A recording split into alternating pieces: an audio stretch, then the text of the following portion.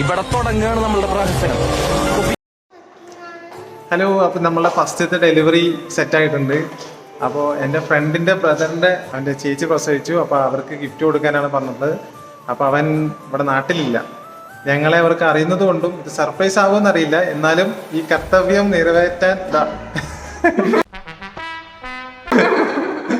സിസ്റ്ററാണ് കൂടെ ഉള്ളത്. അപ്പോൾ അവളിവിടെ അഹല്യയിൽ തന്നെ പഠിക്കുന്നതായതുകൊണ്ട് ഞങ്ങളപ്പോൾ ഫസ്റ്റത്തെ ഡെലിവറി ചെയ്യാൻ പോകുന്നു.